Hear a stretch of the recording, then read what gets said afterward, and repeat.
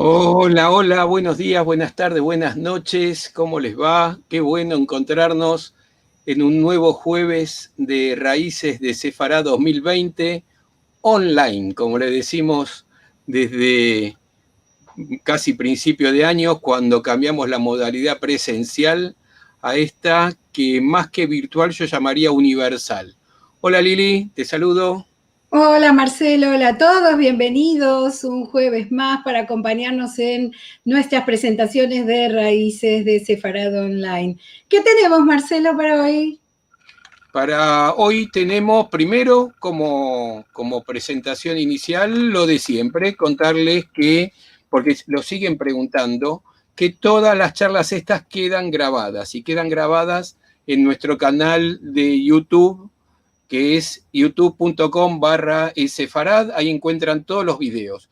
También quedan en Facebook. Les recuerdo que nosotros siempre salimos en vivo por las dos redes sociales, tanto por YouTube como por Facebook. Lo que pasa es que en YouTube está más ordenado, están todas las charlas que tenemos de los jueves, así como también están todas las charlas de los domingos, que precisamente después Lili le va a contar qué tenemos para la semana que viene. Y además recordarles que los viernes, a partir de esta hora, porque ya en España, que es cuando ponen el programa de radio, ya es viernes o prácticamente ya es viernes, está nuestro programa de radio esta semana dedicada a los judíos de Alepo, judíos que fueron expulsados en una historia que pocos conocen, casi que ni los judíos lo conocen, lo que es casi una masacre o diseminar la comunidad judía de Alepo, una comunidad muy importante. Así que los invito en radiosefarad.com. Hoy viernes pueden escucharlo a lo largo de todo el día. Si no, queda en un archivo, también lo pueden buscar, pero en la programación del día del viernes la encuentran en radiosefarad.com y los domingos a las 6 de la tarde en radiohai.com, la radio judía de América Latina, que tiene sede en Argentina. Siempre les pedimos que colaboren. Últimamente no están colaborando mucho, voy a decir, pero no hay obligación, ninguna obligación. Queremos que todos participen, que todos se sientan bien, no hay ningún tipo de obligación, por favor, pero si colaboran nos viene realmente muy bien.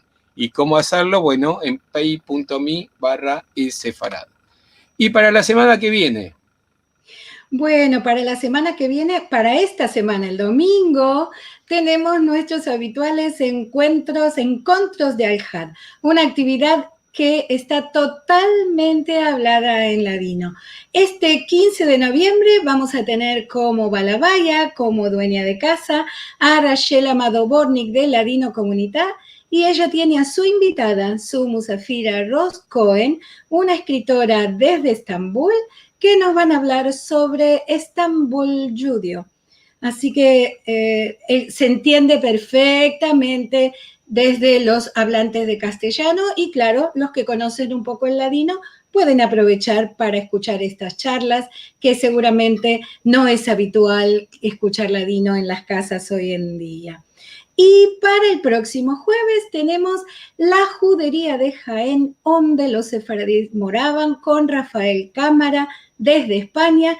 Él es presidente de la Asociación Voluntariado Juventa, que trabaja mucho por la recuperación de la Judería de Jaén. Nos va a contar sobre la historia la historia judía de la ciudad, que está documentada aproximadamente desde el año 612, pero se piensa que anteriormente también existían judíos, y nos va a contar la actualidad de la judería y lo que hace la Asociación Juventa por ella.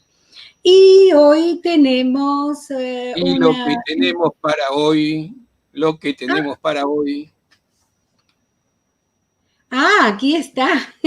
No sabíamos cruzado. Bueno, tenemos para hoy entonces como invitado especial al señor Miquel Segura Aguiló. Él es oriundo de Mallorca, es periodista, columnista de prensa y escritor. Tiene una columna diaria en Última Hora, el periódico de mayor difusión de las Islas Baleares. Ha publicado unos 25 libros, entre ellos 5 volúmenes dedicados a la emigración mallorquina a Centro y Sudamérica.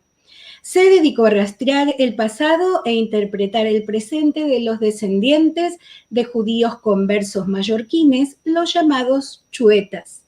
En su actividad pública y privada, Miquel Segura es un defensor de la identidad judía de los chuetas y formalizó su retorno al judaísmo en Nueva York en diciembre del 2009.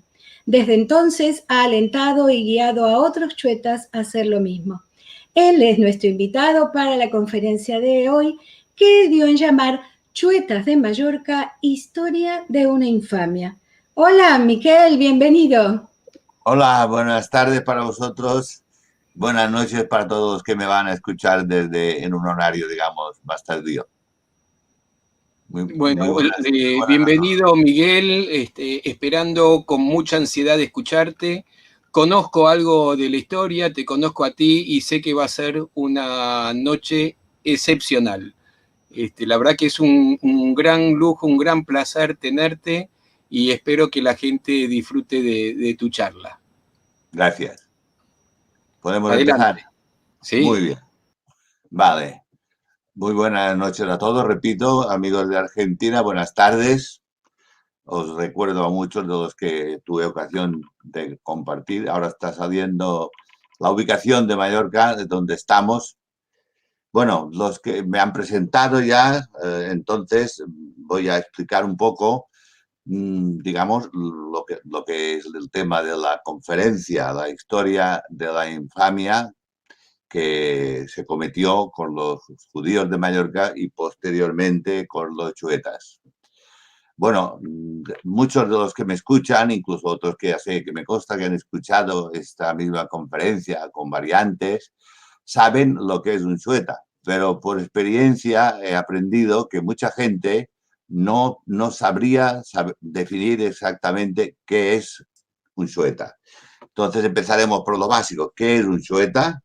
Bueno, si buscáis la palabra en el diccionario, encontraréis, por lo general, en las enciclopedias, una definición muy lacónica.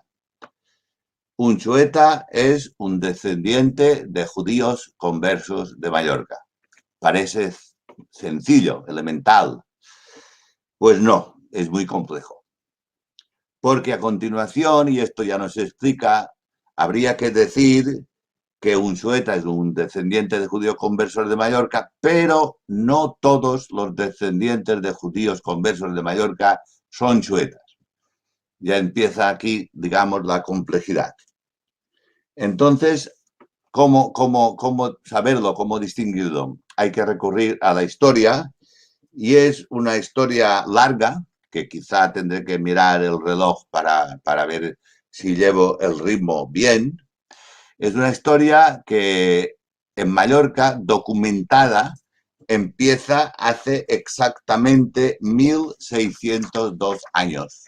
O sea, en el año 418 de la era común, el obispo Severo, que era obispo de Menorca, publicó una carta a sus fieles en la que les instaba a tratar decía, caridad cristiana, con caridad, a los judíos de Mallorca y de Menorca, o de Menorca y de Mallorca. Entonces tenemos documentado que había judíos hace exactamente 1602 años en estas islas. Probablemente éramos muy anteriores, probablemente, aunque no hay pruebas documentales, Mallorca estuvo poblada por judíos romanos, o sea, por ciudadanos romanos que eran judíos, digamos, después de la destrucción del segundo templo. Esto, como he dicho, en Palma, hace unos 15 años, se encontró en las obras de una casa antigua en el barrio judío una luminaria romana que llevaba una inscripción en hebreo y una menorá grabada, y que los expertos dataron más o menos en el segundo siglo de la era común. Esta tenía que ir a parar al Museo de Mallorca, pero manos misteriosas la hicieron desaparecer, porque normalmente se ha tenido un interés si no en borrar, en silenciar o en digamos, como diría yo, pues sí, bajar el tono, o sea, que la historia judía de Mallorca sea lo menos relevante posible, cuando en realidad Mallorca tuvo una comunidad judía muy potente y muy poderosa. Pero bueno, empezamos en 418, luego la próxima fecha ya es muchos siglos más tarde, porque en 1229 el rey de Aragón, Jaime I, conquistó Mallorca a los sarracenos y nos consta que aquí encontró una comunidad judía que él respetó. Esta comunidad judía, digamos, con la monarquía privativa de Mallorca, cuando hubo reyes mallorquines, era protegida de los reyes porque era una comunidad potente.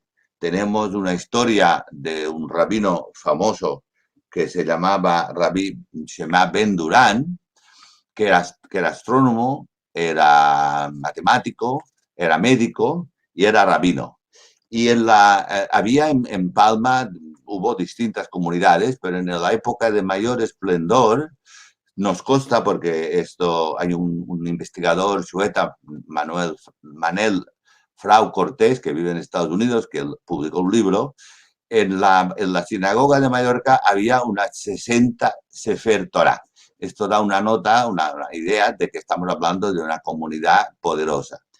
Pero bueno, todo se vino abajo en el año fatídico de 1391, cuando se produjeron revueltas judías que empezaron en el sur de lo que hoy llamamos España, entonces Península Ibérica, y llegaron hasta el sur de Francia. Bueno, en Mallorca hubo una revuelta, un asalto a la judería, al call, que aquí se llama el call en catalán, y en ese día aciago murieron muchísimos judíos, nada menos que 300 judíos fallecieron, otros muchos fueron heridos, otros muchos fueron sus negocios y sus casas y sus bienes destrozados.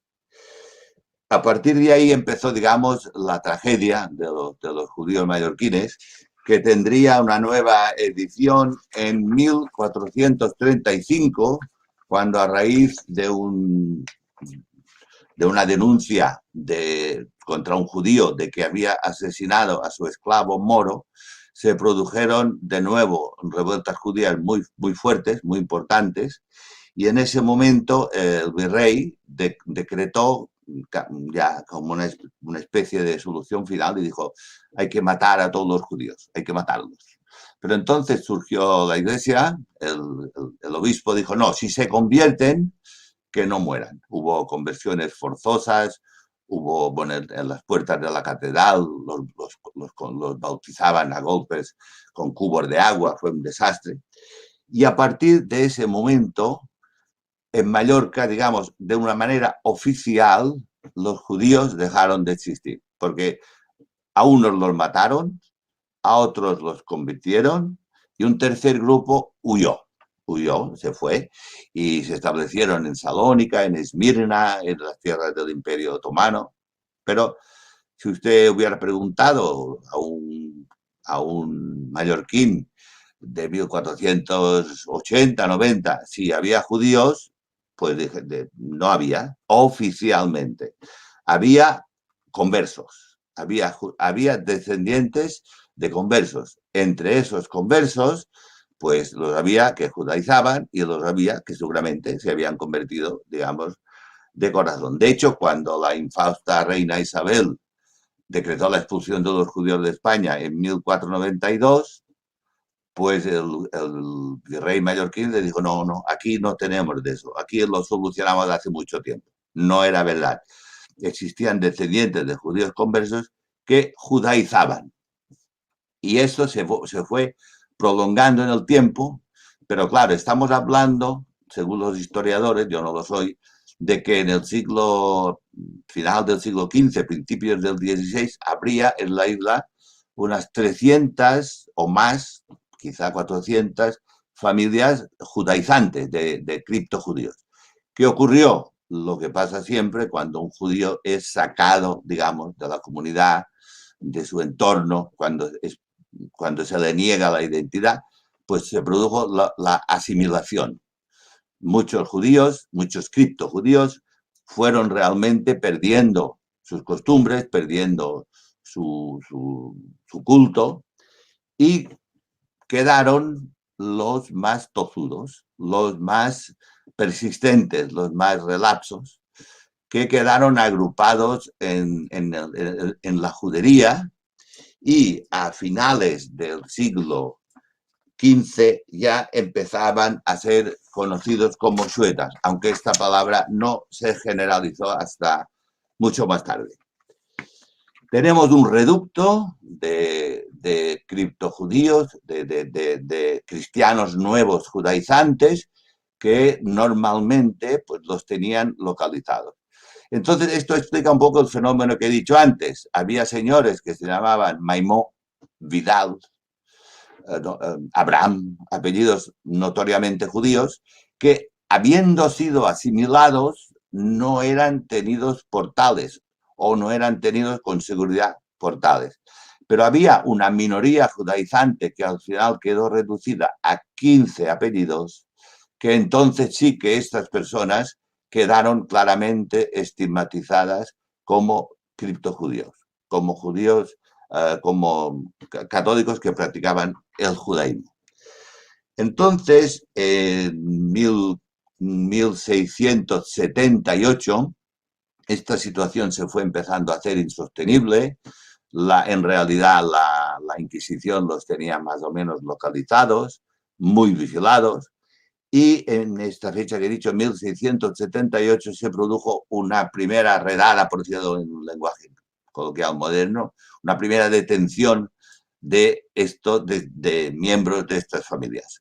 Encerraron a muchos, pero otros quedaron, digamos, fuera, y se estableció algo que la historia ha conocido como la complicidad, porque los que estaban fuera pactaron con la Inquisición, que era corrupta, a base de pagar mucho, y se llegó a un acuerdo que si ellos, digamos, abominaban del judaísmo y pagaban fuertes multas y confiscaciones, pues serían liberados.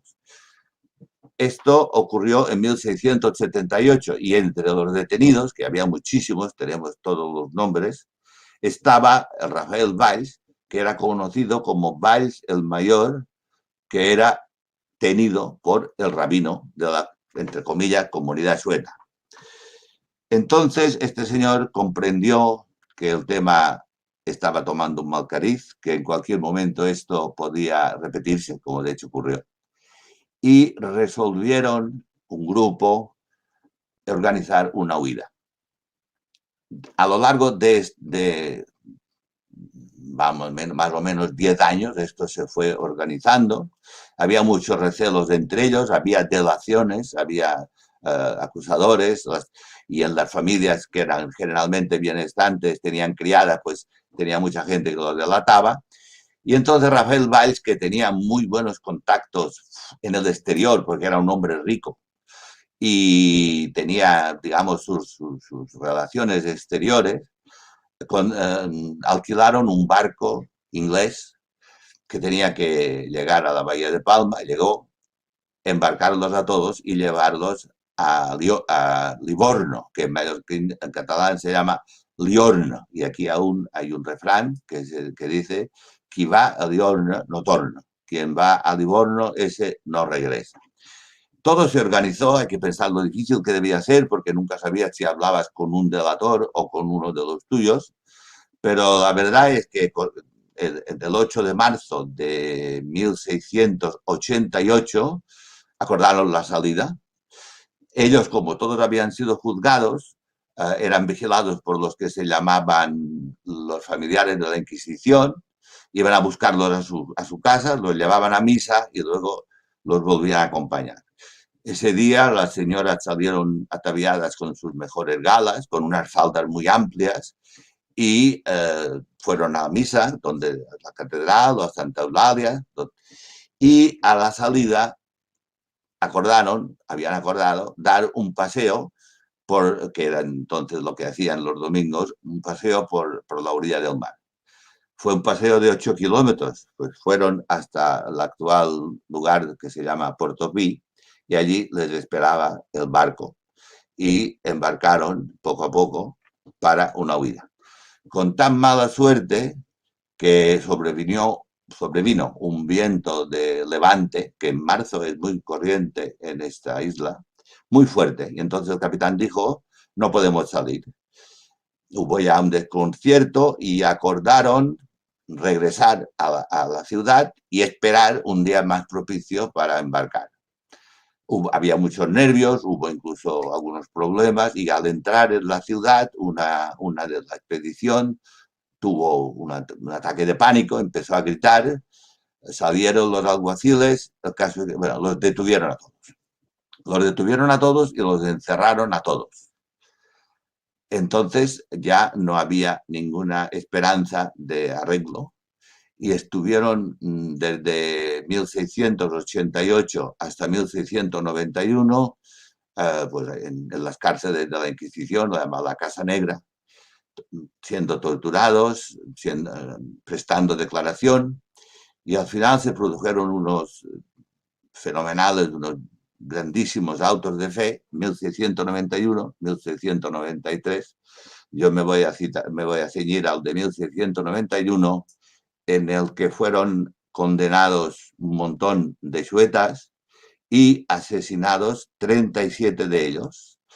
3 de ellos, el rabino Valls y Rafael Benito Tarongí y Catalina Tarongí, fueron quemados vivos porque no quisieron abjurar del judaísmo. Los demás abjuraron y fueron pasados por el garrote vil y sus cadáveres quemados. Otros muchos fueron condenados a penas de cárcel, azotes, destierro, galeras. Y ahí empezó, digamos, lo que ellos pensaban que había sido el arrasamiento total del judaísmo mallorquín. A partir de entonces, los descendientes, bueno, los nombres de los condenados quedaron colgados en los llamados chambenitos, en catalán gremelletes, en el convento de Santo Domingo de Palma de Mallorca, actual sede del Parlamento Balear. Entonces, claro, el siglo XVIII fue terrorífico, porque los descendientes de los condenados eran señalados con el dedo, fueron incluso muchos de ellos juzgados y vueltos a condenar, si bien ya no hubo penas de muerte, pero sí cárcel, y bueno, eran los parias de la sociedad. Se produjo una endogamia terrible, no vivían aparte, se casaban entre ellos, no podían acceder a las órdenes militares, no podían acceder a la función pública, eran, como he dicho, los auténticos parias de la sociedad. Y la sociedad bien pensante, palmesana, que los domingos salía, como era costumbre, a dar una vuelta, pasaban por delante del edificio del convento de Santo Domingo y los caballeros, las mamás, le decían a sus hijos, mira, estos son los judíos, estos son los que mataron a Jesús. Y salían los nombres, fulanito de tal, eran todos los 15 apellidos. Y había, digamos, apellidos mucho más repetidos que otros, y allí estuvieron hasta que llegó la Primera República. Ahí estuvieron colgados como una infamia, y ahí estuvieron, pues, la gente estaba, digamos, en este gueto.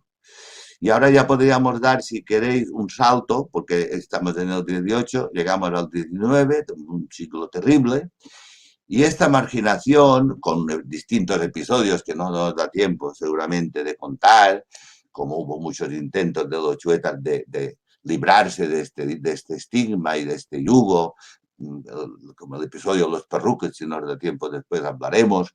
Hubo también muchos incidentes graves y muertos y heridos durante la guerra del francés, pero todo esto no nos da tiempo. Si queréis, ahora nos situamos ya en el siglo XX. Yo nací en 1945, 2 días después de la liberación de Auschwitz. Y bueno, en aquel tiempo, cuando yo nací, en plena posguerra española, con el dominio, digamos, del franquismo más puro y duro, en aquel momento los chuetas todavía estaban, digamos, atrapados por el miedo y viviendo una vida bastante al margen de lo que era el resto de la isla. Yo recuerdo en mi infancia Yo nací en una familia de joyeros, como creo que habéis dicho. Mi padre era un hombre, digamos, de una cierta posición, no era rico, rico, pero podía defenderse en la vida. Pero yo siempre fui consciente de pertenecer a un gueto. No había paredes, pero había un gueto moral, ¿eh? Yo sabía que éramos nosotros y los demás. Yo sabía que, por ejemplo, los países con los que en mi vida he tenido un trato maravilloso porque me he dedicado al periodismo agrario y tengo una relación extraordinaria, pero en aquel momento para mí ver a un país era ver a otro grupo, a otra persona. Y yo tenía la sensación de que aquel señor me podía insultar, me podía vejar o me miraba de una manera distinta. Hay muchas anécdotas que si queréis luego en las preguntas podré contarlas porque el tiempo va corriendo. Pero esta era la situación de los chuetas de los años 40 y 50 y 60, bien entrados los 60. Yo me casé en el año 1968, ya había matrimonios mixtos, pero todavía era bastante extraño ver cómo un chueta se casaba con una persona no chueta. Hubo muchos dramas, hubo muchos problemas, suetas que se enamoraron de chicas no suetas o al revés, y que las familias los desahuciaron, los desheredaron, y familias separadas, familias divididas, dramas familiares muy gordos.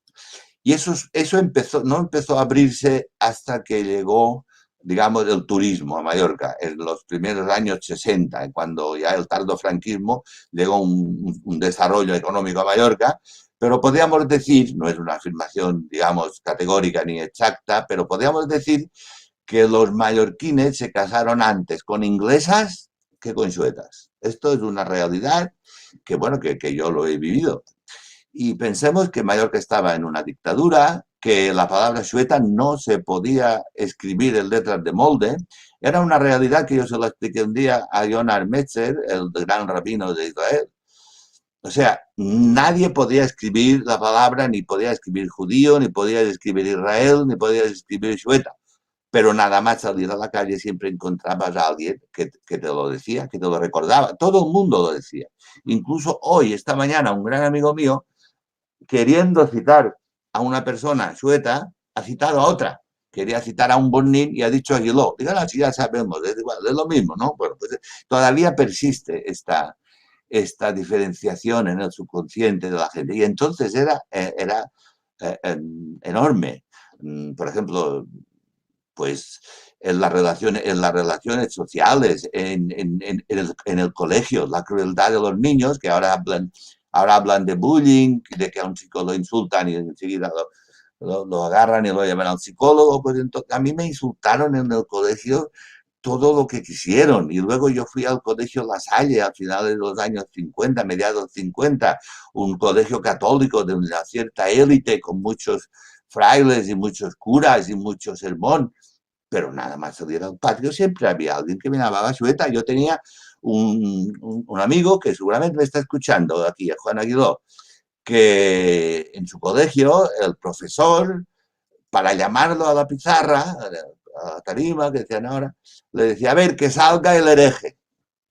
Esto era común y corriente y casi que se aceptaba como algo inevitable. Había una élite sueta de nivel intelectual, de nivel profesional y de nivel económico, que luchó desde la discreción, pero fuertemente desde la base, para cambiar esto. Pero para mi pensamiento, para mi idea, que después asimilé, ¿qué pretendían ellos? ¿Cuál era el objetivo? Pues quitarse el estigma. O sea, pretendían quitar el problema negando el problema. Entonces surgió un libro muy famoso de un señor llamado Miguel Forteza, que demostraba históricamente que no eran 15 apellidos, que eran 300. Pero claro, era una teoría históricamente revolucionaria, muy impactante, el libro tuvo un éxito enorme, pero era digamos, el planteamiento de ¿y tú más? Tú me llamas judío y tú lo eres. Esta era la defensa. Bueno, cuando llegó la democracia y empezamos a poder acceder a libros como el de Ángela Selke, como el de Baruch Blaustein, y luego llegó Baltasar Porcel y otros historiadores. Alguna gente, este chico Juan Aguiló, al que he nombrado, otros, yo también, empezamos a ver las cosas de otra manera. Decir, bueno, si nosotros somos judíos, ¿por qué vamos a negarlo? ¿Por qué? Si tenemos el Estado de Israel, que es un Estado modélico, si tenemos el nivel de premio Nobel más grande de la historia en una minoría tan pequeña, ¿por qué vamos a consentir que estos señores nos señalen con el dedo? ¿Por qué? Porque yo antes pensaba, a lo mejor es que somos de una familia de ladrones o de bandoleros, o a lo mejor tenemos un estigma físico, somos cojos, tenemos una enfermedad contagiosa, pero cuando tú descubres que lo que eres judío, entonces vamos, por favor. Y entonces, ¿con qué nos encontramos? Me estoy situando allá con el dictador fallecido, mediados de los 70, ya con el Estado de Israel potente. Y bueno, entonces tenemos que convencer a los judíos de que somos judíos. Porque entonces para los judíos no era lo mismo un anusim, un descendiente de un judío pertinaz, o sea, de un criptojudío de la península, que a lo mejor lo es o no lo es, porque documentalmente es muy difícil de probar, pero que no se convirtieron. Pero nosotros éramos católicos. Nosotros éramos unos marranos para los judíos y unos chuetas para los goim, para los cristianos. Entonces un grupo de gente resolvió que eso había que cambiarlo. Y aprovechando un poco, digamos, la marea cultural que sobrevino después del franquismo, con aquella euforia que nos trajo la democracia, yo recuerdo perfectamente en mi primera entrevista con un embajador de Israel, yo era periodista, yo pedí ir a hacerles la entrevista porque era la primera visita que hacía el primer embajador de Israel en España, Samuel Hadas. Vino a Mallorca y yo me presenté a él a hacerle la entrevista. Y yo le dije que era sueco. Y me dijo, bueno, ¿y usted qué hace con su identidad? Y yo dije, bueno, hasta ahora había que evitar el insulto, había que evitar la vejación, había que evitar la diferenciación, pero a mí ya no me siento insultado cuando me llaman sueca. Bueno, pues que ustedes pueden hacer mucho más. Ustedes pueden establecer lazos culturales, históricos con el pueblo de Israel. No era fácil, pero ahora ya un poco, digamos, yendo a mi historia personal, que también es la de otros muchos, no quiero pretender ni mucho menos decir que esto lo he hecho yo, ni mucho menos, pero bueno, en mi trayectoria periodística, yo no me recataba de presentarme como sueta. Mientras otros se ocultaban, aún hoy, si hablas de suetas delante de otros suetas, puede haber una escena violenta, que un señor se ponga rojo o que se incomode. Entonces yo empecé a presentarme como sueta. Yo soy sueta. Y entonces a partir de ahí, en 1993, se me ocurrió la idea de publicar un libro con los testimonios de los chuetas que en aquel entonces tenían 70, 80 años y que tenían unas historias espeluznantes que a lo mejor sin duda eran más fuertes que las mías, porque claro, el tiempo iba, digamos, disipando el tema. Me encontré con una resistencia tenaz de los propios chuetas. Los propios chuetas no querían contar su historia. Me decían cuando iba a verlos, no tienes que remover los huesos que descansan. Cuando hubo un abogado chueta, de un cierto renombre, cuando se dio cuenta de que yo preparaba este libro, vino a verme a casa con una comisión de chuetas y me dijeron, te rogamos que dejes este proyecto. Ahora que hemos conseguido que no se hable tanto, que hay democracia, que tenemos la Constitución, somos como los demás, ¿qué más quieres? No remuevas, déjalo. Y aquella entrevista me produjo una enorme tristeza y no les hice el menor caso. Bueno, pues aquello tuvo consecuencias. Cuando aún no había aparecido el libro, el editor del mismo libro, Basilio Baltasar, organizó un programa de radio con otros chuetas, con Luis Pomar, que era un eminente veterinario, que tenía anécdotas buenísimas. ya falleció, con un amigo mío, José Aguiló, con el cual ahora comparto mi feliz jubilación. Y empezamos a hablar de nuestras historias. En un momento dado se recordó en la mesa que hubo un cura ecónomo en mi pueblo que era muy antisueta y había un vicario sueta que él lo maltrataba. Bueno, no se dijo nada más. Bueno, pues la embestida del entonces cura de mi pueblo, don Miguel Mudet, que no había vivido aquello ni lo sabía, pero sintió amenazada el buen nombre de la Iglesia Católica, empezó una campaña de prensa contra mí. Resumiendo, solamente diré que estuve unos meses con vigilancia policial, que el cura de mi pueblo, estamos hablando de 1993, el cura de mi pueblo gritaba desde el púlpito: no vayáis a comprar a la joyería de Miguel Segura porque ha ofendido a la Iglesia Católica. Y hubo vejaciones contra mi familia, estragos contra mi familia, que prefiero no entrar en detalles. Y tuve que estar con vigilancia, digamos, a la puerta de mi casa, porque el cura azuzaba a miembros de la extrema derecha contra mí por atreverme a lo que me había atrevido.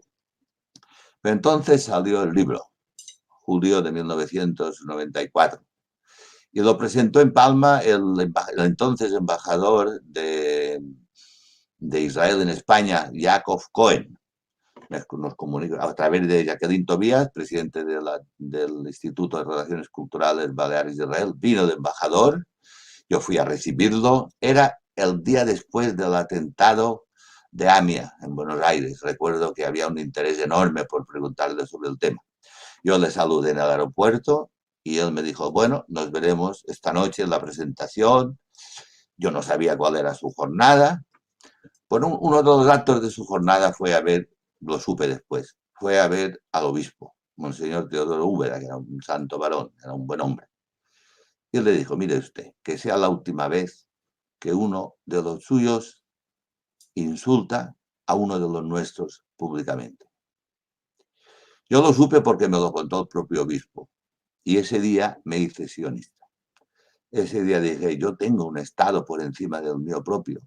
Yo tengo un pueblo que me protege. Yo tengo un pueblo que me defiende. Y a partir de ahí ya no había tenido mucho miedo, pero sí había tenido mucho respeto, porque cuando a uno le tocan a la familia ya se sabe que lo duro que es. Pero entonces ya empecé, digamos, no quiero utilizar la palabra que se me había ocurrido, que era cruzada, sino una campaña para dignificar no solamente la palabra sueta, sino para gritar al mundo: nosotros somos los descendientes de los judíos mallorquines y vamos a restaurar una identidad vejada. Vamos a restaurar lo que era una comunidad ejemplar, con cartógrafos, con astrónomos, con científicos, con rabinos. Se acabó el ir por el mundo con el complejo de inferioridad. Pero lo conseguimos, sí que lo conseguimos, pero solamente para una minoría. La gran mayoría de los chuetas mallorquines, que en aquel entonces se podía cifrar en unas 20.000 personas, preferían no hablar del tema. No me vengas con historias. Había distintas actitudes, no sé si me da tiempo, sí, bueno, había distintas actitudes, desde las personas como yo, que me ayudaban en este tema, que querían publicar libros, organizar conferencias, organizar seminarios. Luego había, digamos, el grupo que decía: oh, que me gusta lo que hacéis, porque es verdad, esto había que hacerlo, pero no conté conmigo, porque mi padre tiene un negocio, porque yo tal, porque yo cual. Bueno, ya a mí no me comprometa. Luego, yendo ya para atrás, había otros que decían: sí, está bien, pero esto es del pasado, ya nadie lo sabe. ¿Qué tiene que ver si desciendes de judíos, o desciendes de rusos, o desciendes de húngaros? Estas son ideas vuestras. Y luego había la gran mayoría que te decía: no, taparlo. Tenemos el yihadismo a 120 millas de Palma. Argel está a un día largo de barco desde Palma. No podemos arriesgarnos. Pero nosotros sí que nos arriesgamos. Sí que nos arriesgamos, sí que luchamos. Pero ¿qué pasaba? Lo primero que había que hacer era convencer a los judíos. A la gente le encantaba, a la gente de fuera, a los no mallorquines, le encantaba el tema Xueta. Y venía gente a ver si era verdad que existían unos judíos mallorquines, descendientes, que toda esa historia, o si éramos una leyenda urbana. Entonces, Juan Aguiló y otros, yo mismo, nos convertimos en los interlocutores de la gente curiosa que quería ir a ver si era verdad que en Mallorca había esta peculiaridad, que en verdad es única en el mundo. Siempre encontraba las mismas personas. Venía la televisión alemana, venía la televisión inglesa, venía la televisión israelí, los acompañábamos a dar un paseo por el antiguo CAI, les enseñábamos la calle de la Platería, que hoy no, por desgracia, debido a la globalización, pero en aquel momento era un auténtico barrio judío, con las tiendas exactamente igual que en la Edad Media, con los chuetas detrás del mostrador y en el obrador, era un espectáculo. Y entonces íbamos allí y en cuanto veían que se sacaba la cámara o se sacaba el blog, empezaban a ver persianas que se bajaban, puertas que se cerraban. En alguna ocasión, dado que yo era presidente del gremio de joyeros y me tenían mucho respeto, consintieron en que se filmara, digamos, la fachada de la tienda, pero no hablar, esto no. Y entonces era una lucha constante. Y venía la gente, te interrogaba, te hablaba, te preguntaba. Vino un señor que decía que hacía un trabajo de la ONU, Juan Lau, que hacía un trabajo sociológico, permaneció 3 años aquí, luego de repente desapareció y un día salió el libro. Pero tú decías, vienen y se van, pero ¿qué nos traen? Nadie nos ha dicho, ¿qué queréis hacer con vuestra identidad? ¿Qué queréis ser? ¿Qué queréis que hagamos? Hasta que un día llegó una delegación de Israel compuesta por el rabino Eliyahu Birnbaum y Michael Freund. Y entonces pidieron para verme. Llamaron a un amigo común, judío, y le dijeron, queremos hablar con Miguel Segura. Yo en aquel momento estaba pasando una mala etapa y dije, yo estoy harto, vendrán, me preguntarán y se volverán a ir. Hemos estado siglos para que la gente mallorquina dejara de tratarnos como apestados y ahora tenemos que pasar años para que los judíos vean que somos judíos. Pero bueno, al final accedí y aquel hombre me dio la sorpresa de mi vida porque me dijo, no, mire, usted no me explique lo que es un chueta, lo sé. Usted no me explique lo que han pasado, lo sé.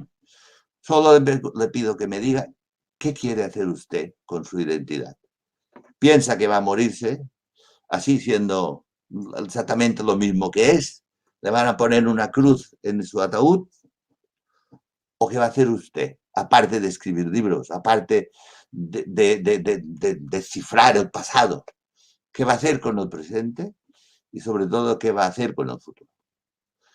Bueno, ese día se abrió una puerta nueva y empezamos a hacer actividades, digamos, de cara afuera, de cara al exterior.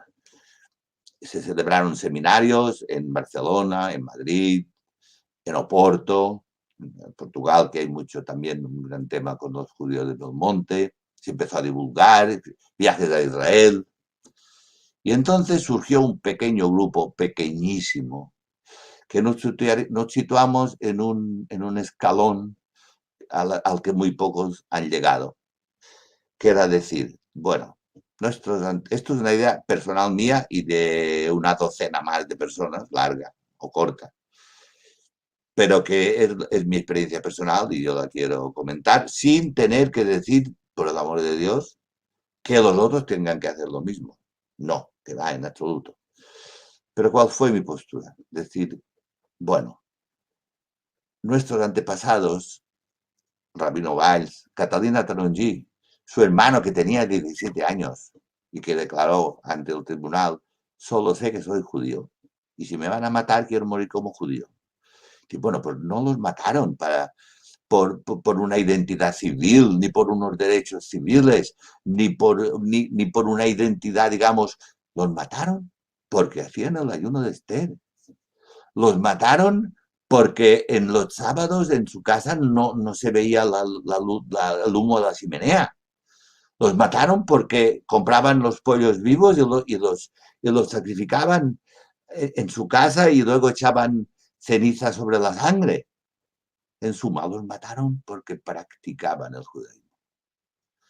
Entonces yo comprendí, repito, en mi caso personal, que todo este camino era para llevarme a una palabra que hoy nadie quiere, que muchos no quieren pronunciar, que muchos dicen, bueno, a estas alturas, pero que era la relación del judío con el judaísmo, la relación del judío con la Torá, la relación del judío con la palabra de Dios, con el pacto. Y entonces se me metió otra cosa en la cabeza. Y bueno, pues yo quiero que se me reconozca como judío. Primera respuesta, no, que se convierta. Pero ¿cómo me voy a convertir si soy judío? Le dije al gran rabino de Israel. ¿Cómo voy después de tanto tiempo a convertirme en lo que ya soy?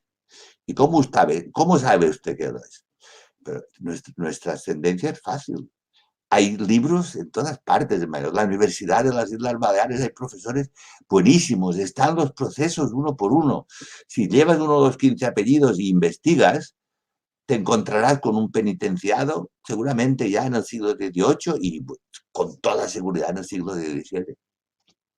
Entonces yo empecé a plantear y decir, mire usted, mis antepasados eran judíos, yo casi no puedo saber ni cómo se llamaban. Me robaron el nombre de mi Dios y el mío propio. Pero fue un fraude de ley. Obligaron a mi antepasado a decir que era cristiano para no quemarlo. Pero el juicio era nulo de pleno derecho. Ustedes me tienen que reconocer como judío. Yo no quise hacer la conversión. Hice el retorno. Y encontré a un rabino, el rabino Birbaum y Michael Freund, me encontraron a un rabino de Estados Unidos, de Nueva York, que es el rabino de una comunidad marrana, la sinagoga sefardí más importante de toda América, que se llama Shaharit Israel, los residuos de Israel. Yo fui allí, les puse esto y me dijo, sí señor, usted es judío, si usted renuncia a su cristianismo y se sumerge en la mikvé y se compromete a cumplir las mitzvot, y su esposa, que no es judía, acepta que usted pueda llevar una vida judía, yo le hago un documento que dice que usted es judío. Y me lo hizo. Y este documento, después de no pocas vicisitudes, fue aceptado por la comunidad de la judía de las Islas Baleares, en aquel tiempo compuesta mayoritariamente por extranjeros. Fue aceptado el documento y fui aceptado como judío. Y a partir de ahí fue una rueda. Pocos años después llegaron otros, no voy a decir nombres porque es la vida privada de cada uno, pero llegaron otros. Unos hicieron el retorno y otros hicieron ya la conversión. Y la hicieron en Israel. Y Shabbat Israel nos mandó a un rabino mallorquín, que había trabajado por su cuenta y riesgo. Nissan Ben Abraham, antes Nicolau Aguiló. En la década de los 70 hizo mucho más que lo que yo he hecho. Agarró los bártulos y se fue a Israel. Y dijo, yo soy Shuera. Y le dijeron, te has de convertir. Y dijo, sí, me voy a convertir. Y no solamente se convirtió, sino que se hizo rabino. Y rabino ortodoxo. Y al cabo de 30 y muchos años, este rabino, mandado, enviado y sufragado por Shabbat Israel, venía a Mallorca una vez cada mes a enseñar a los chuetas que querían de alguna manera recuperar su identidad, sin objetivo. Y mire, usted viene, yo le explico, usted aprende, y si usted un día quiere dar el paso, me lo dice. Este paso lo dieron, no puedo contar ahora cuántos, pero entre 10 y 12 personas, y todavía hay gente que está esperando darlo cuando el Rab Nissan, por cuestiones familiares y por cuestiones económicas y financieras, ya no puede venir. Pero entonces este grupo empezó a entrar en la sinagoga, que repito, una sinagoga totalmente formada por extranjeros, fundada a pronto 50 años, en la que, hay que decirlo todo, siempre fuimos bien aceptados. Y entonces empezamos a formar parte de la sinagoga. Y empezamos a decir, bueno, vamos, es verdad, hay que hacer libros, es verdad, hay que hacer seminarios, es verdad, hay que hacer fiestas judías en la calle, hay que celebrar Hanukkah con la gente, pero todo esto solamente tiene un sentido si se hace desde un compromiso judío, al menos de algunas personas. Y este compromiso existe, y existe hasta el punto de que en este momento la junta directiva de la comunidad judía está formada por 2 chuetas, un anusim, que es el presidente, 2 chuetas, uno de los cuales soy yo y otro es mi hermano Pinchas Ben Abraham, un personaje que os aconsejo que le hagáis una entrevista porque tiene mucho más que decir que yo, y un chico norteamericano, que es la nota exótica que tenemos en la Junta. O sea, hemos pasado de no ser aceptados como judíos a dirigir la comunidad judía de las Islas Baleares.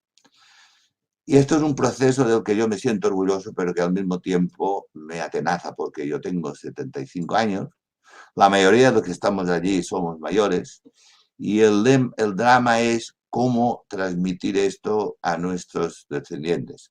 En mi familia yo tuve suerte porque mi esposa, que había pasado todas las peripecias que yo pasé y que incluso antes de casarse le habían dicho que no se casara conmigo porque yo tenía cola y porque los judíos lo olíamos mal, un montón de cosas que tendría que contar ella. Pero entonces ella vino a clase con el Rav Nissan, se enamoró del judaísmo y un día dijo, yo quiero hacer el Diur. Y hizo Diur y nos casamos nuevamente en Israel en noviembre. Ahora mismo va a ser un día de esos, van a cumplirse 7 años. Claro, cuando nosotros hicimos de eso, nuestros hijos eran mayores. Lo aprobaron porque siempre hemos tenido una familia muy unida, pero ellos no son judíos. Mis nietos están educados en una... Bueno, a mis nietos les gusta hacer el Abdalá, ponerse la kippah y hacer a veces el Shabbat y beber el vino del Kiddush. Pero esto parece que es un... Mi gran temor es que todo esto no sea sino un paréntesis. Pero luego vuelves de atrás los ojos y piensas, estos canallas de la Inquisición española pensaban que habían arrasado el judaísmo. Habían pasado una fresadora por un campo y no habían dejado ni las raíces. Pero en un rincón, ya junto a la pared del vecino, quedó lo que en mallorquín llamamos un cap de brot, un brote que no se veía y de pronto germinó. Va a germinar como un testimonio solitario, minoritario, o va a crecer y multiplicarse de cara al futuro. Ya sabemos que los judíos somos minoría, siempre seremos minoría, donde estemos, pero nosotros, digo nosotros porque me siento parte de un grupo a los que quiero como si fueran mi familia, nosotros queremos restaurar el judaísmo mallorquín. Nosotros somos descendientes de judíos mallorquines, que ni siquiera es seguro que fuésemos sefarditas. Descendemos de los judíos que vinieron del norte de África y de la Palestina romana. ¿Qué nos van a...? ¿Por qué no puede haber en Mallorca una comunidad judía mallorquina? ¿Por qué no puede haber en Mallorca, en el lugar donde hay más restaurantes de España, un restaurante kosher? ¿Por qué no puede haber una sección kosher en los supermercados mallorquines? Pero bueno, todo esto ya pertenece a un futuro que no sabemos si será posible, pero que yo creo que el Dios de Israel no hace estas cosas para que después queden otra vez enterradas. Creo que se ha producido un renacer del judaísmo mallorquín y estoy muy satisfecho de la medida de mis posibilidades y desde mi personal colaboración, que no es única ni mucho menos, haber contribuido a ello. Ahora son las 12 menos 5, tal vez podamos empezar preguntas o tal vez alguien quiera alguna aclaración sobre todo lo que he explicado. Antes de pasar a las preguntas, Miguel, que las hay y muy interesantes, y me los imagino a todo el mundo con la piel de gallina, como estamos nosotros ahora. Tenemos unas fotos que me mandaste que me parece que encierran algunas historias que se me ocurre que hay mucho para contar ahí. ¿Quieres que comente esta? Mira, este es un grupo, todos chuetas o anusim, dedicaron una calle a un famoso violinista que era chueta y que murió entre el Brit Milá y la conversión. Teníamos pronosticado, preparado un viaje a Israel para que hiciera el Giur y murió antes. Y le dedicaron una calle. Entonces los chuetas de la sinagoga y los anusim acudimos allí a ver, digamos, a celebrar este hecho. Bernat Pomar fue para nosotros un emblema, una personalidad gigantesca. Esto es de Lisboa, en el centro está mi mujer. A la izquierda está Cecilia, esta señora que falleció desgraciadamente, encontró sus raíces chuetas, regresó a Mallorca por su familia, se marchó, harta de sufrir perrerías, se estableció en Valencia, luego fueron a Lisboa, un día se enteró de que era chueta, regresó a Mallorca, alquiló un piso en Mallorca, empezó a ir a las clases de Ram Nissan e hizo el retorno en Israel.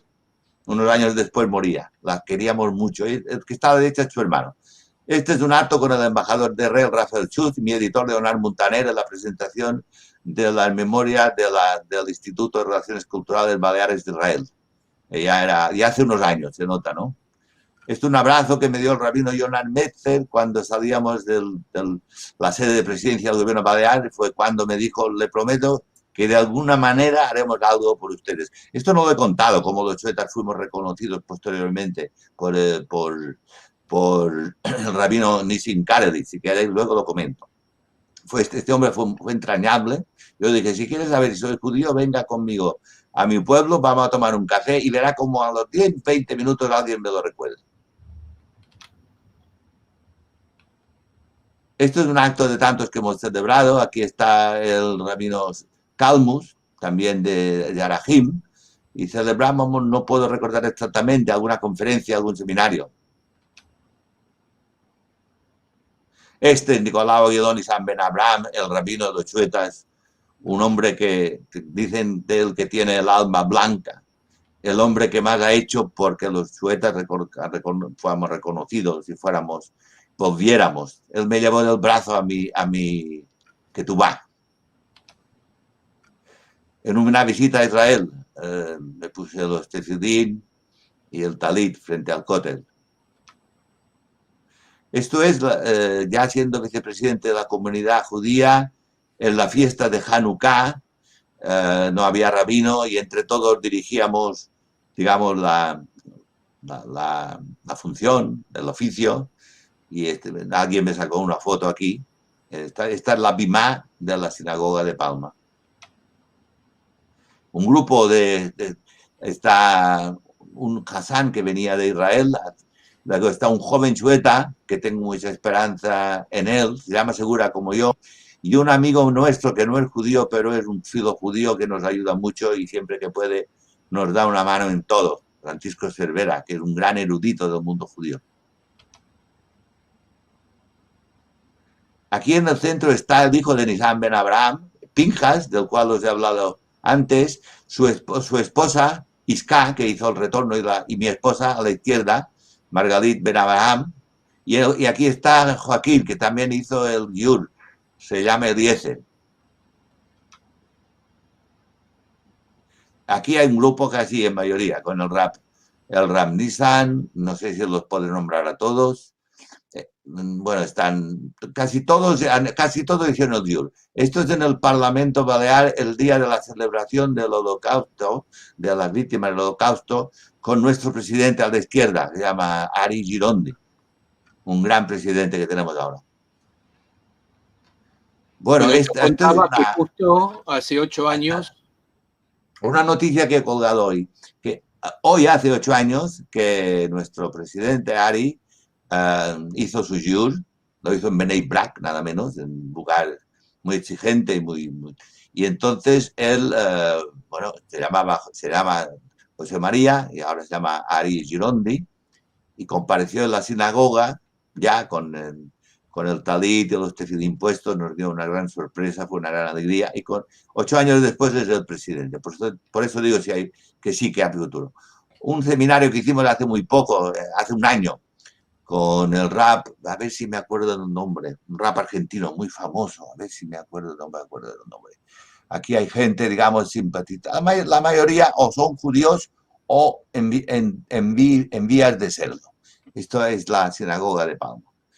Aquí hay unas hermanas luteranas que pertenecen a una orden redentorista que espía, ellas dicen que espían el pecado que los cristianos cometieron con los judíos en la Shoah. Y quisieron venir a Palma también para hacer extensivo esto a los chuetas. Esto es frente a un discreto monumento que por fin se inauguró a la memoria de los chuetas asesinados en Palma, en un discretísimo monumento que está en la Plaza Comida, el mismo lugar donde los quemaron. Y esto es un pequeño grupo que salimos en una foto. Estas señoras depositaron flores, cada una con el nombre de uno de los asesinados, las depositamos allí, pero luego tuvimos que quitarlas porque en un lugar, en cierto modo, poco recomendable hoy en día y los hubieran destrozado. Pero vamos, ahí sigue este monumento.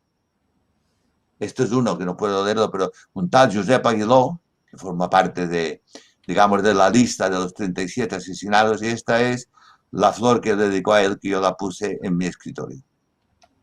Bueno, y aquí hay una colección, un recolectado. Estos son mis libros. Sí. Bueno, están todos, veo. Este de la izquierda, bueno, los veis, algunos son de temas judíos, otros no. Hay novelas, hay libros de testimonios. Este es el más célebre, el que presenté durante una gira en Argentina, y Uruguay y Chile, que ha llegado a 3 ediciones. Esta es la última, que fue en el de 18, editada por Calambur. Y esto todos son obras que yo he ido editando, más o menos. Esta es la novela que cuenta la historia de los chuetas en catalán y en castellano traducida. Las cenizas del rabino, la historia del rabino Valls y también la del rabino Joseph Wallis, que dice ser descendiente de él y cuyo padre y abuelo murieron en la Shoah. Este es el famoso libro que provocó el follón con la Iglesia. En memoria sueta, este data de 1994, y este es el último sobre Suetas, se llama Suetas 5.0, una historia inacabada, en el que yo lo que pretendo es ya trazar líneas de futuro, más que hablar del pasado. Esta es la edición original de Raíces Chuetas de la Judía. Y esto es una invitación. Es el libro, el último que ha sacado, y la invitación para lo que es la presentación para el próximo edición. Este es en catalán, como la mayoría que escribo. Este traducido sería padre o papá, enséñame el mar. Es una crónica de la pandemia, del tiempo que estuvimos confinados, que yo tenía a mi hija y mis nietos a 12 kilómetros, pero no podíamos vernos. Y mi hija me llamaba con videollamada por WhatsApp y me decía, papá, enséñame el mar. Pero en este libro hay mucha reflexión sobre el tema judío, muchísima.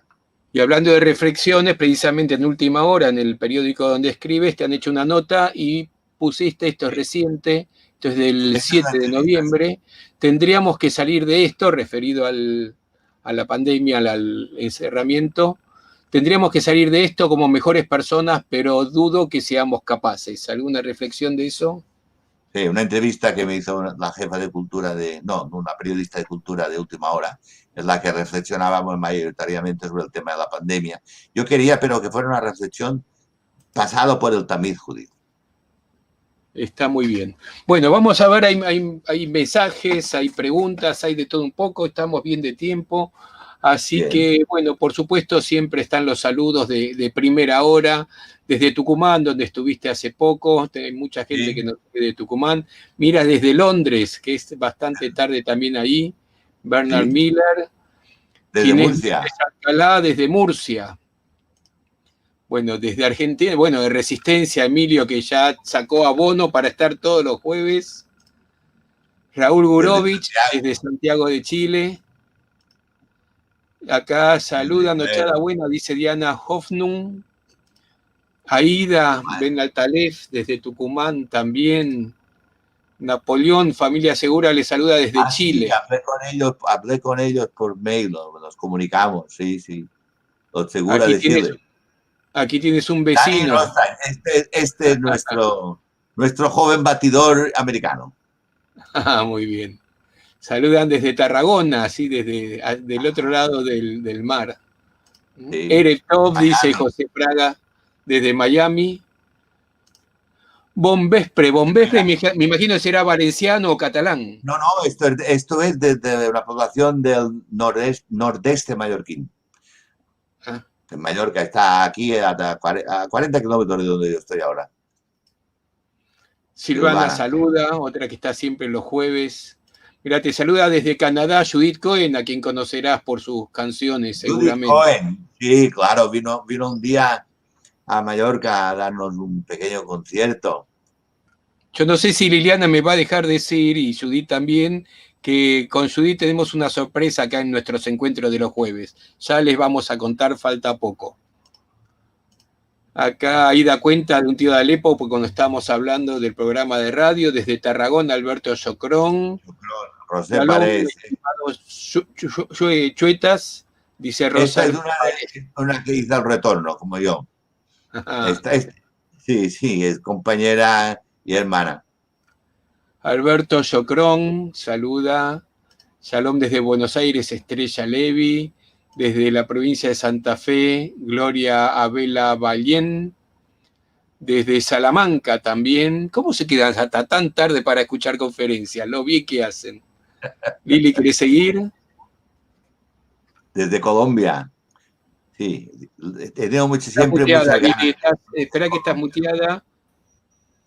Ahora Nelson Argentoro Quintero desde Antioquía, en Colombia, nos manda un shalom, un cordial y atento saludo a todos. Jorge Alberto Schwarzberg, muchos saludos a todos desde Buenos Aires, Argentina.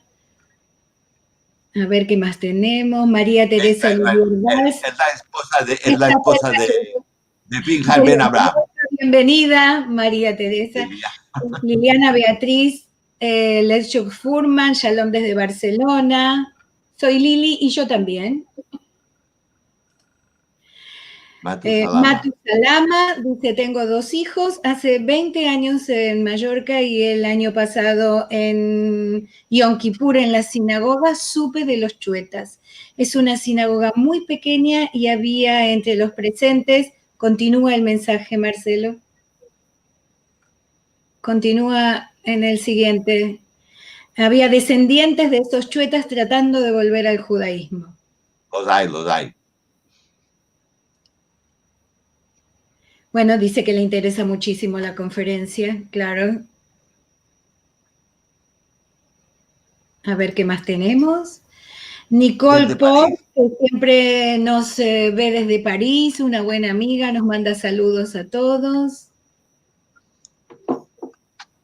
Sigo yo, que hay mucho delay, Lili. Marina Grenat saluda desde París, Nicole. Desde Alicante, Charo Reich. Roser Pérez dice, los autos de fe de la Inquisición persiguieron en el tiempo y constantemente a los chuetas, a nuestros antepasados, los que tenemos los 15 apellidos. Eduard Morón pregunta, ¿desde cuándo se sabe que hubo población judía en Mallorca? Bueno, yo creo que he dado la fecha, desde el 418. Sí, acá María Teresa también ayuda con la respuesta desde el siglo V. ¿Se identificaban los chuetas por los casamientos entre parientes y grupos conocidos entre ellos? ¿Eran endogámicos? No, se identificaban por el apellido. Lo que pasa es que los 15 apellidos queda fijado a finales del 17 o mediados del 17. Antes había, digamos, grupos, había señores que llamaban Serra, o se llamaban Oliver, como Xisca, o se llamaban Maimó, como he dicho antes, que llevaban un segundo apellido que luego sería considerado chueta, y estaban, digamos, identificados como grupo, pero al final todos fueron identificados por el apellido y después, posteriormente, por los sanbenitos. Pregunta Eduard, ¿qué pasó en la República? Si fueron tratados mejor entre el 1930 y 36. Bueno, no por la población, pero sí por las autoridades. Había un eminente republicano, Alomar, que fue embajador en el Cairo y quedó allí exiliado cuando el levantamiento de Franco, que escribió una carta muy potente, documentos con otros intelectuales mallorquines, diciendo que había que devolver la dignidad y restaurar, digamos, todo el honor de los chuetas. luego llegó el golpe de Estado y ya todo. Pero bueno, digamos, la parte más culta y más intelectual de la República, naturalmente, estaba en contra de eso. Claro. ¿Payés es un terrateniente o campesino? Pregunta Diana. Payés es un campesino. Un payés es un campesino, no un terrateniente. Puede ser terrateniente, pero... Amen Gimel, desde Melilla. ¿Qué tal? Sí, Mordejai Wanich. Mordejai, sí, Y gran también amigo. tenemos que ver, los judíos de Melilla también tienen su historia. Estuve Y allí también dando hay esta misma comunidad ahí. conferencia y son entrañables los judíos de Melilla. Absolutamente. Buen día desde Colombia, dice Jimmy Trujillo Restrepo. Raquel Curiel dice, muy interesante charla desde Chile. Agradece, Shalom desde Tucumán. Acá Roser Pérez dice, mi madre vivía con miedo por ser judía. Ahora algunos estamos orgullosos de ser judíos. Claro. La endogamia ha hecho que los chuetas no se hayan mezclado con no chuetas y tenemos un ADN de estudio. Sí, esto podría ser objeto de otra conferencia que daría la doctora Piconenell, especialista en genealogía, que ha investigado el gen chueta y la historia genealógica de chueta. Fascinante, pero yo no estoy capacitado. Esto es la doctora Piconenell, si contactáis con ella, es una fantástica conferencia. Vamos anotando. Un argentino en la Florida, excelente Miguel. Lili, ayer te lo digo por aquí, cerrá el Facebook porque se está viendo medio mal. Creo que si cerrás el Facebook te vamos a ver mejor. Shalom, dice Juan Berlest. Este es un lindo mensaje. Te dice Nelson, el uso de la kipá demuestra vuestro orgullo y sentido de pertenencia por ser judío. Qué gran persona es vuestra merced, don Miguel. Gracias.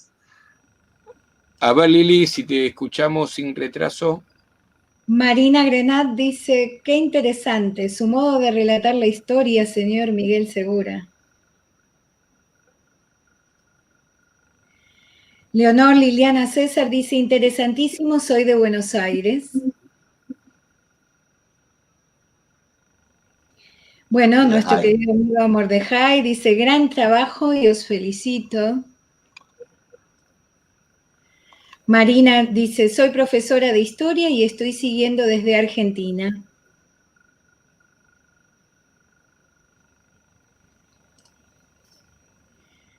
Nora dice, muy interesante, realmente para todos fue muy interesante, eso es un mensaje recurrente. Rafael García Villalba Sánchez dice, el árbol se alimenta por las raíces. José Luis Tarica te dice, hola Miguel, quería saber qué costumbres mantenían los chuetas. ¿Quedaba algún resabio de lo judío?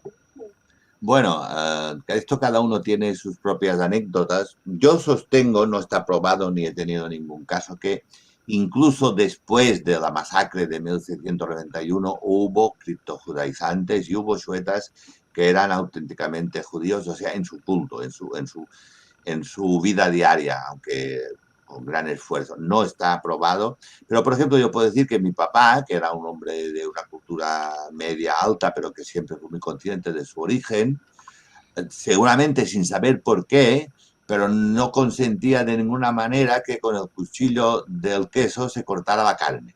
Decía que esto no se podía hacer. Yo nunca pude preguntarle por qué, porque además esto era tabú, no podías hablarlo con tu papá ni con tu mamá. Te decían, calla, no, déjalo, no.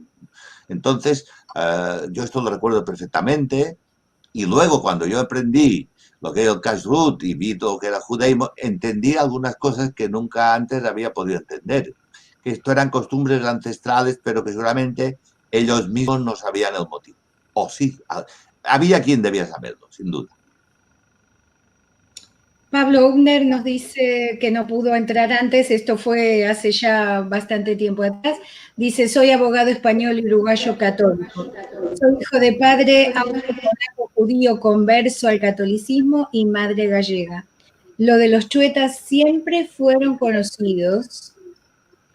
Y pregunta si sos católico. Yo estoy orgulloso de mis raíces, tanto españolas como judías. Dice, ¿y puedo tomar contacto con usted? Vivo en Montevideo. Bueno, los chuetas, claro, todos éramos católicos. Ahora mismo, en mi familia era muy católica. Mi papá, mi mamá y otros hermanos, primos míos, todos fuimos educados en un catolicismo casi integrista. Ahora mismo, afortunadamente, pues hay muchos, claro, hay digamos, el laicismo dominante también ha llegado al mundo chueta. Hoy si pregunta usted a los chuetas, ¿es usted católico? Bueno, me bautizaron, o ya no. Hay muchos jóvenes chuetas que tienen 20 años y ya no han sido ni bautizados. Pero oficialmente, el hecho de ser chueta implicaba que eres católico, porque si no, ya no, eras un cristiano nuevo. Ahora, claro, se ha vuelto un poco esto y hay suetas conversos al judaísmo o retornados, porque el dictamen del Rab Nissim Karel, dictado el 7 de julio de 2011, dice claramente que los suetas con apellido materno sueta, nacidos anteriormente a 1945, no sé por qué pone esta fecha, son Benei Israel y tienen que ser considerados Benei Israel sin ser obligados a convertirse. Frederic Bo nos dice buenas noches desde París, muy interesante, y pregunta si hay archivos en línea para consultar sobre lo que nos has contado. Los archivos de la Inquisición están en Madrid, están todos, estudiosos, aquí tenemos grandes estudiosos, mi propio editor, Leonard Montaner, tiene un archivo fabuloso, fantástico. Hay otros, ahora mismo ha salido un libro sobre mujeres judías que están en los procesos, mujeres chuetas, perdón, los procesos de las esposas, que también fueron, perdón, condenadas, y hay abundantísima documentación. ¿Pero hay en línea? ¿Hay que se pueda consultar por internet? No, bueno, por internet hay cantidad de información, alguna puede ser errónea, alguna puede ser, digamos, discutible. Digamos, la investigación académica está en las universidades, en los intelectuales y en los archivos. Hay gente que escribe, claro, hay gente, yo he aprendido lo que sé de gente que sabía más que yo, pero yo no sé leer un archivo del siglo XVII, pero hay gente que sí, y en Mallorca hay grandes intelectuales como el propio Montaner, y ahora este que ha hecho el nombre de el libro de las mujeres suetas, que no me acuerdo de su nombre, pero que me perdone, Picaz, no, a ver, no me acuerdo, perdón. Pues hay gente que tiene unas informaciones fantásticas y gente que seguramente no ha... Bueno, aquí tenemos una entidad que se llama Memoria del Carrer, Memoria de la Calle, que se han dedicado a la genealogía y al rastreo de las familias. Y tienen no sé, cientos de miles, pero decenas de miles de fichas de suetas que los entremezclan con sus padres, con sus abuelos, con sus primos, y el árbol genealógico general sueta, podríamos decir que está hecho. Ajá. Pablo Frenkel nos dice, pregunta, ¿cuál es la actitud de los jóvenes chuetas actuales con respecto a su judaísmo? Indiferencia, por lo general. Hay excepciones. Yo hoy mismo, bueno, no es joven, un señor que tenía 50 años, me ha llamado un señor que desde su casa, por un carácter un poco retraído que tiene, pues muy amigo del Randizán y que venía a las clases, y él solo ha aprendido una barbaridad y hoy me ha dicho, creo que estoy en condiciones de hacer el yur, y este señor, pues fue una idea suya personal. Hay algún joven que viene a vernos. También hay que tener en cuenta que pasa mucha gente que no prevalece. O sea, pasan, se entusiasman, es muy fácil, se lloran un poco cuando escuchan el Shalom Aleichem, luego se olvidan y no pasan. Pero hay unas brasas encendidas, pero hay más ceniza que fuego. Claro. Estrella Levy dice, genio Miguel, qué valiente. Padre Martí dice, enhorabuena Miguel. Marina, gran testimonio. Aida, excelente charla. Mordejai otra vez nos dice más al top. Edward dice, ahora es el momento de restaurar desde que España está abierta con el camino de las juderías hay un renacer. María Salomón nos dice, felicitaciones, excelente shiur, muchas gracias. A ver, un segundito que se me corrió. Acá está. Alberto Ferraro, desde acá, desde Buenos Aires, Argentina, manda felicitaciones. ¿Podés volverlo para atrás que no lo terminé de leer, por favor? Es verdad, lo que ha dicho, hay un segundo rabino, me olvidé, Joseph Fuster, un chico fabuloso que trabaja en Jerusalén, asistió a nuestra boda y es un entrañable amigo, así como el rabino Nizam vive en Shiloh, él vive en Jerusalén, hizo también el Yul y es rabino, es verdad. Bueno, Alberto nos manda felicitaciones y le dice, usted es una luz para el judaísmo todo y sobre todo para aquellos muertos por la Inquisición española. Juan Belgetz, qué buena presentación, Miguel, vaya historia. Muchos descendientes de Bnei Anusin están retornando en diferentes sitios del mundo. Qué bonito y qué gran esperanza. Bernard dice, qué presentación más emocionante y fascinante, muchísimas gracias. Las explicaciones de la evolución de los chuetas fue tan clara e interesante y además muy personal. Yvonne dice, parabéns para Miguel Segura por la historia de su vida y por la excelente conferencia. Raramente asistí a una historia tan emocionante y tan bien presentada, más del top. Saludos desde Río de Janeiro. Doraliz dice shalom desde Panamá. Pedro, hola desde Canarias. Susan Hodges, saludos desde Alabama, Estados Unidos. Susana Lidfrank pregunta, ¿por qué se llaman chuetas?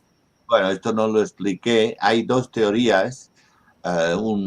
Digamos, una aceptada académicamente, la otra no, pero que es también muy plausible.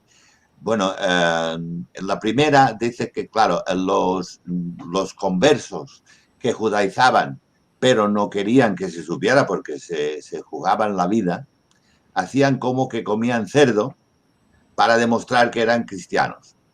Y entonces, digamos, el tocino del cerdo, en catalán de Mallorca, se llama xulla, se escribe, dice xulla. Y xueta sería el que come xuel, el que come tocino. Esto es una interpretación que hace el gran filólogo del Moll, Alcover Moll, y otros posteriores, como Pere Bonnin, que también es un gran estudioso, dicen que no, que xueta sería un diminutivo en catalán, o sea, judío, en castellano, se llama judío, en catalán, jueu, diminutivo juetó, judío, judeizuelo, jueu, juetó, porque a veces nos llamaban xueta a xuetó. Sería decir como un judío menor, un judeizuelo. Esto es otra interpretación de Pere Bonnin, que es plausible, pero académicamente no está aceptada. Bueno, dice, gracias por todo tu trabajo, querido amigo, desde Mallorca. Pablo Pensadech nos dice, felicidades por el compromiso con tanta historia de marginamiento. De Pablo tenemos en línea una exposición de cuadros, Huella de Sefarad, que aprovecho para invitarlos, vayan a sefarad.com, unos cuadros preciosos que se puede hacer un recorrido virtual, así que aprovechen a hacerlo. Va a estar un tiempo nada más para que se pueda ver, así que aprovechen. José Luis Forteza. Claro, dice José Luis Forteza. Gran amigo. Raúl Mostos dice, muy interesante, muchas gracias. Bueno, es Silvina desde Boston. Marcelo y Liliana, su apellido es igual al de mi nona paterna de Salónica.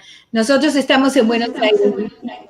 Saludos de Río de Janeiro, dice Lucía Lowell. Diana, en Israel pasamos de la 1 de la madrugada, gracias por la trasnochada, y también lo estamos haciendo trasnochar a Miguel.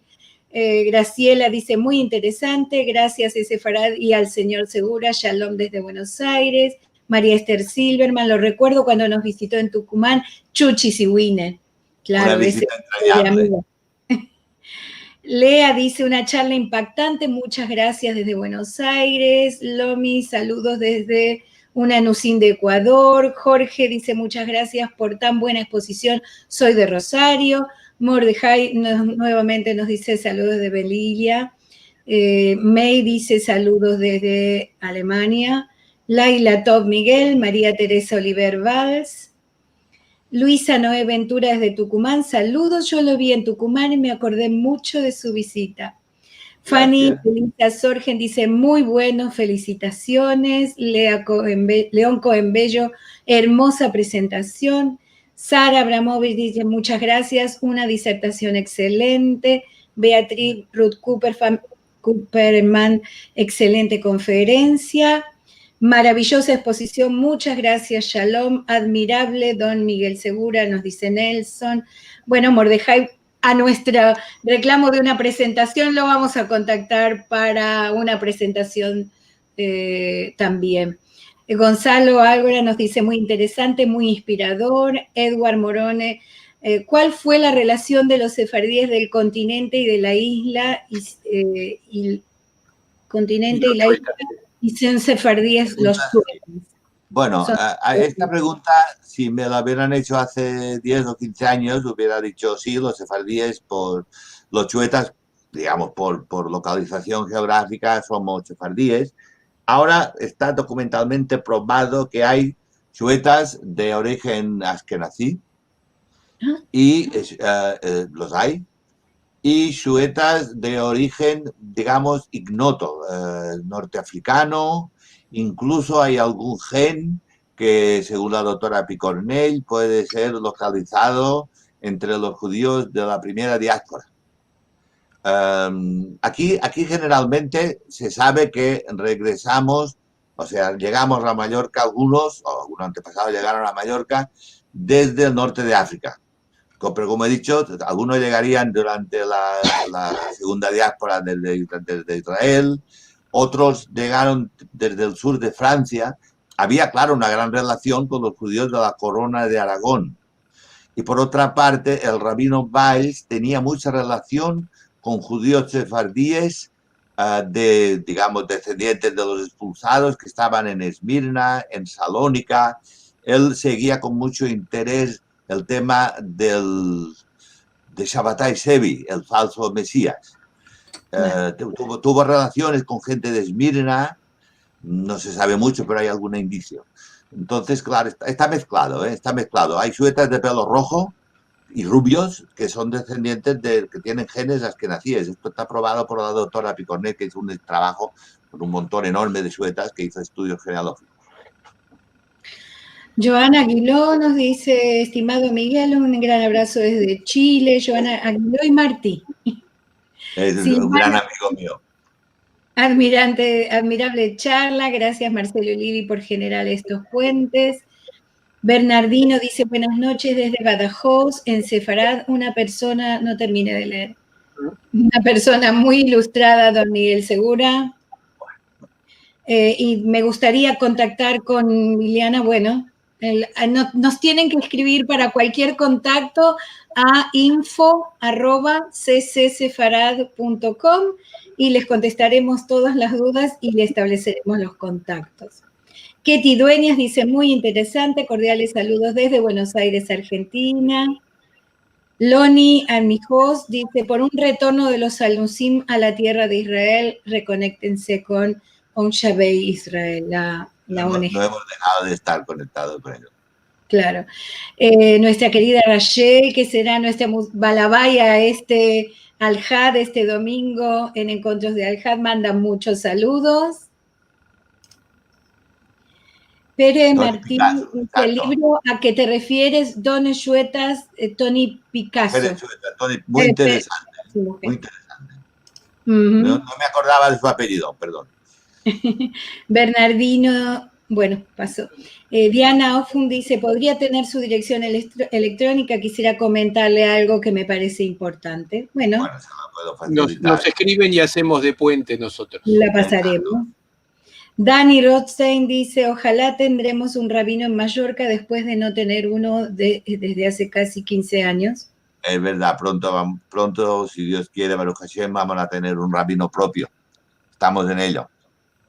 Vamos a poner una sinagoga en Saruma. Qué interesante. Y Loja en Ecuador, una sinagoga ortodoxa, dice Loni. Estuvimos visitando los lugares, sí, con Marcelo hace unos años. Oro, dice Dibrovich, felicidades por su interesantísima conferencia. Saludos desde Montreal. Nuevamente Pérez dice, para Miguel un gran abrazo desde Palma, de Aina Pico, y Pérez, Pau Martí, impresionante. No se puede poner mejor. Liliana dice, Laila Tov, hasta el próximo Kabbalat Shabbat, desde Barcelona, un verdadero placer volver a escucharte y verte. Bueno, y hasta ahí llegamos con los mensajes. Realmente Miguel ha llegado a lo profundo de todos nosotros por la historia, por la forma que lo cuentas, por tener al protagonista en primera persona de una experiencia de vida única y que ojalá, como tú dices, entre esta disyuntiva si serás el último de los mohicanos o es el germen, la semilla para algo mucho más grande, confiamos que va a ser para esto segundo. Gracias. Muchísimas gracias, verdaderamente es súper interesante. Nos gustó mucho escucharte y prácticamente las imágenes las dejamos para el final porque estábamos embelesados con el relato excelente que has compartido con nosotros y mucho de tu corazón iba en él, imagino. Gracias, Diana. A tu disposición para lo que quieras. Como dices, nos vemos aquí o allá. Yo, de momento siempre vuelvo. También por tu esfuerzo de quedarte hasta tan tarde un día de semana. Para mí no es ningún esfuerzo. Soy un poco trasnochador. Bueno, muchísimas gracias. Que tenemos esta semana los próximos encuentros. Les contamos que este próximo domingo vamos a tener Estambul Judío junto a nuestra balabaya que había mandado recién saluditos, Rachel Amado Bornik. Ella es la fundadora de Ladino Comunidad y tiene como invitada, como musafira, a Ros Cohen. Ellas nos van a hablar sobre el Estambul Judío. Y el próximo jueves, en Raíces de Sefarad, tenemos la judería de Jaén, donde los sefaradíes moraban, con Rafael Cámara. Él vive en Jaén y nos va a contar sobre la historia de los judíos de Jaén y de los trabajos actuales sobre la recuperación de la judería. Y con esto nos vamos a despedir hasta el próximo jueves. Seguramente habrán disfrutado tanto como nosotros de la exposición de Miguel y esperamos que las siguientes actividades sean tan excelentes como estas. Nos despedimos de todos. Laila Tov. Laila Tov.